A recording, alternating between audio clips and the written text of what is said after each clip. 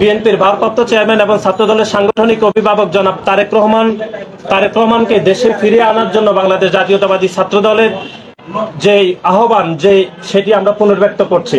সম্মেলনে উপস্থিত রয়েছেন বাংলাদেশ জাতীয়তাবাদী ছাত্রদল কেন্দ্রীয় সংসদের বিপ্লবী সভাপতি, ঢাকা বিশ্ববিদ্যালয়ের মেধাবী ছাত্র জনাব রাকিবুল ইসলাম রাকিব। উপস্থিত হয়েছেন বাংলাদেশ জাতীয়তাবাদী ছাত্রদল কেন্দ্রীয় সংসদের সিনিয়র সহসভাপতি, ঢাকা বিশ্ববিদ্যালয়ের মেধাবী ছাত্র জনাব আবু আফসান মোহাম্মদ ইয়াহিয়া। উপস্থিত আছেন সিনিয়র যুগ্ম সাধারণ সম্পাদক শ্যামল মালুম এবং সাংগঠনিক সম্পাদক জনাব আমানুল্লাহ আমান। উপস্থিত হয়েছেন বাংলাদেশ জাতীয়তাবাদী ছাত্রদল ঢাকা বিশ্ববিদ্যালয় শাখার সংগ্রামী সভাপতি, সংগ্রামী সাধারণ সম্পাদক নাহিদুজ্জামান শিকন, সংগ্রামী সিনিয়র সহসভাপতি মোহাম্মদ মাসুদুল্লাহ এবং সিনিয়র যুগ্ম সাধারণ সম্পাদক নাসিরউদ্দিন শাওন এবং সাংগঠনিক সম্পাদক নূর আলম ভূঁইয়া ইমন ও সহসভাপতি আনিসুর রহমান খন্দকার অনেক এবং যুগ্ম সাধারণ সম্পাদক শামীম আক্তার শুভ সহ যারা উপস্থিত হয়েছেন সবাইকে ধন্যবাদ জানাচ্ছি।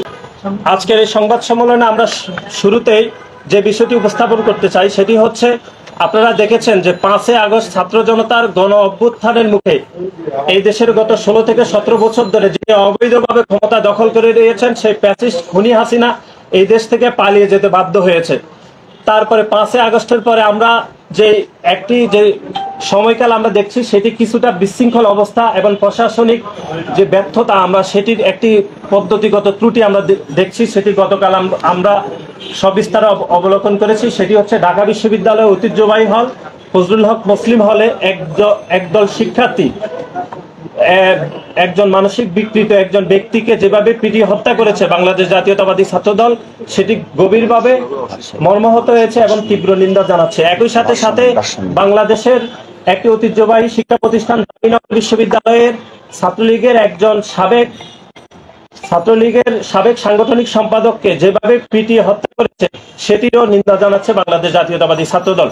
সার্বিক বিষয়ে কথা বলার জন্য আমরা আপনাদেরকে আমন্ত্রণ জানিয়েছি।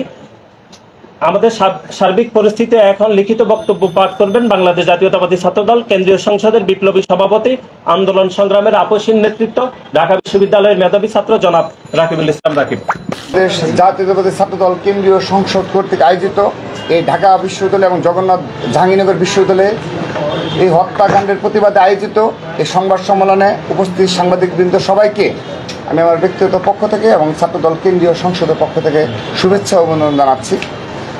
এবং আমাদের এই আজকের এই শুরুতেই আমি শ্রদ্ধা ভরে স্মরণ করছি বিগত এই জুলাই আগস্ট আন্দোলনে যারা দেশের সাধারণ শিক্ষার্থী শহীদ হয়েছে তাদের আত্মার মাগফিরাত কামনা করছি।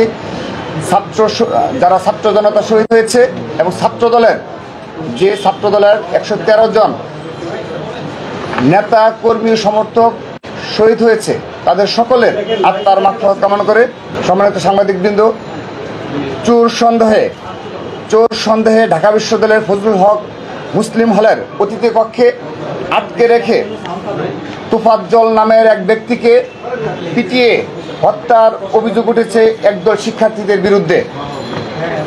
গতকাল বুধবার রাতে কয়েক ঘন্টা ধরে একাধিকবার মারধরের কারণে ওই ব্যক্তির মৃত্যু হয়। নিহত ব্যক্তি মানসিক ভারসাম্যহীন ছিল বলে বিভিন্ন মাধ্যমে জানা গেছে। আমরা বাংলাদেশ জাতীয়তাবাদী ছাত্রদল উক্ত হত্যাকাণ্ডের তীব্র নিন্দা ও প্রতিবাদ জানাচ্ছি। অবিলম্বে দোষীদের বিচারের আওতায় আনার দাবি করছি। অপরাধীরা পালিয়ে যাওয়ার আগেই গ্রেফতারের আহ্বান জানাচ্ছি। অনুসন্ধান ও প্রত্যক্ষদর্শী শিক্ষার্থীদের বরাতে কিছু গণমাধ্যমে আমরা দেখেছি তোফাজ্জলকে সবচেয়ে বেশি মারধর করেছেন ছাত্রলীগের সদ্য পদত্যাগ করা উপবিজ্ঞান ও প্রযুক্তি সম্পাদক ও পদার্থবিজ্ঞান বিভাগের শিক্ষার্থী জালাল আহমেদ সহ একদল শিক্ষার্থী। নির্যাতন করা শিক্ষার্থীদের সবাই ফজলুল হক মুসলিম হলের শিক্ষার্থীদের আবাসিক হলে কয়েক ঘন্টা ধরে মারধর করে একজনকে হত্যা করার ঘটনাকে আমরা হল প্রশাসনের চরম ব্যর্থতা বলে মনে করছি। ছাত্রলীগের পথধারী কতিপয় সন্ত্রাসী বর্তমানে সাধারণ শিক্ষার্থী নামে হলগুলোতে অবস্থান নিয়েছে। তারা বিভিন্ন সময়ে মব তৈরি করে আইন নিজের হাতে তুলে নিচ্ছে। এতে বিশ্ববিদ্যালয়ের প্রশাসন ব্যবস্থা ভেঙে পড়েছে। আমরা সাধারণ শিক্ষার্থী নামে সক্রিয় এই মব প্রশ্রয় না দেওয়ার জন্য বিশ্ববিদ্যালয় প্রশাসনকে অনুরোধ করছি। অন্যদিকে জাহাঙ্গীরনগর বিশ্ববিদ্যালয়ে একজন সাবেক ছাত্রলীগ নেতা শামীম মোল্লাকে পিটিয়ে হত্যা করা হয়েছে। বাংলাদেশের জাতীয়তাবাদী ছাত্রদল এ ধরনের বিচারহীনতার সংস্কৃতির তীব্র নিন্দা ও প্রতিবাদ জানাচ্ছে।